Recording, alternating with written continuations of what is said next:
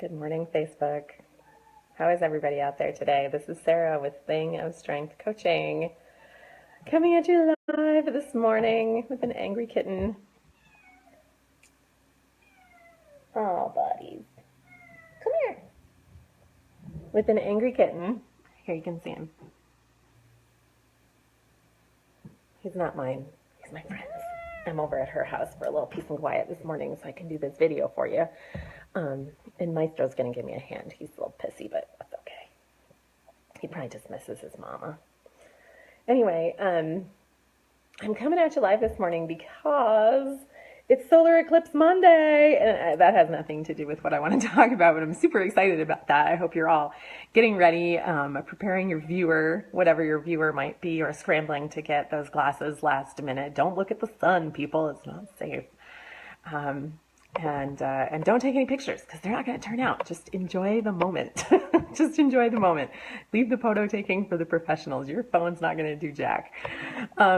Anyway, I am coming at you this morning because I want to talk about getting unstuck.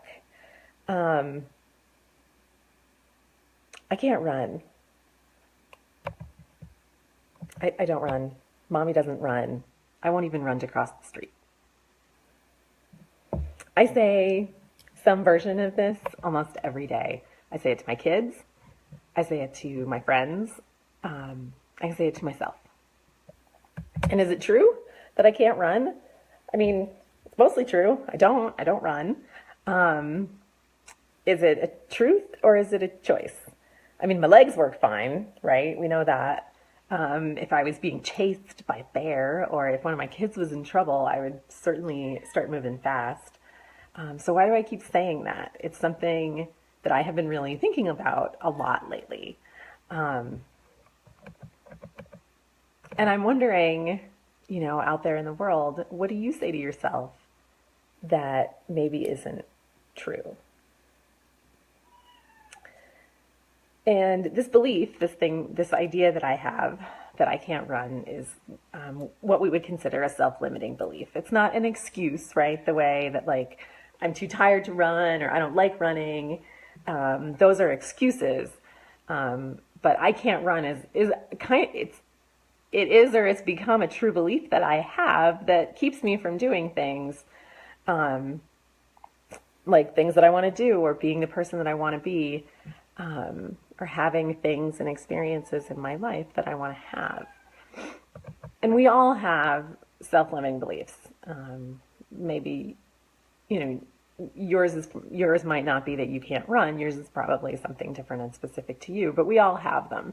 And while I'm pretty cognizant of this one about how I can't run, we're often not aware of the self-limiting beliefs that we have, because they're so much a part of who we are. There are, just like all beliefs become so much a part of our identities and who we are. And so why should we care about these things? Why should we care about self-limiting beliefs if we don't even know we have them? Why do I care that I believe I can't run? Well, for starts, I can, right? As I just mentioned, if there was a bear or if my kids were in trouble, I'd run. And my legs work fine. And this belief is definitely keeping me from doing things that might be fun or challenging or interesting, like running with friends in races. And that's something that I used to do. I did that once. At one point, I ran for fun, for fitness, with friends in races because it was fun and interesting and challenging. It's not something I do now.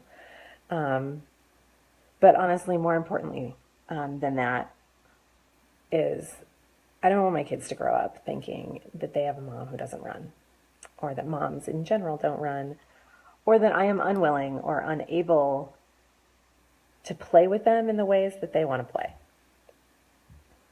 Because I have this belief that I can't run.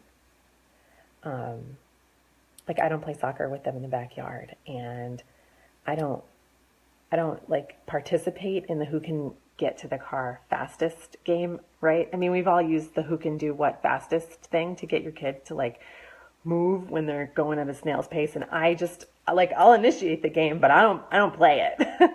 And that does bother me, or when we're moving along and Beatrice looks at me, good morning, Jamie. And Beatrice looks at me and says, Mama, run. And I'm like, no, Mommy doesn't run. That hurts me every time I say it. And so really, the thing that the reason we should care about our self-limiting beliefs is because they hold us back from living our best lives, and we all deserve to live our best lives. I deserve to live my best life, and my best life includes running with my children in the backyard or to the car or to wherever they want to go. And your best life includes things that you're not doing because of beliefs that you have. So now that you know what a self-limiting belief is, like how can we go about, how can we go find them? Because remember, we don't always know we have them. And so here's some clues. Self-limiting beliefs often start with these words. I can't, right? Like I can't run. I do or I don't. So making beliefs about what we do, but about what we do or do not do. So I don't run is the example. So I must or I mustn't. For me, it would be things like, I must be feeling perfect in order to run, or I must have all the very best fitness gear before I can go running. And things like I am or I am not. And one of the best ways to figure out what your self-limiting beliefs is to start writing a list that starts with those words. Like a little personal inventory of what your beliefs are. In my challenge groups, I often have people do an I am list where they're making lists of positively affirming statements.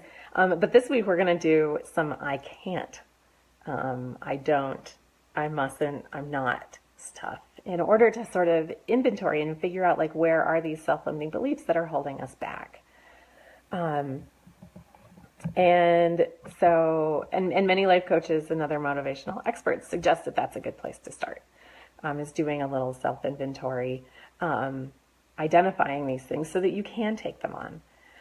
So over the course of this week, I hope you will join me on my journey to explore my self-limiting belief about running.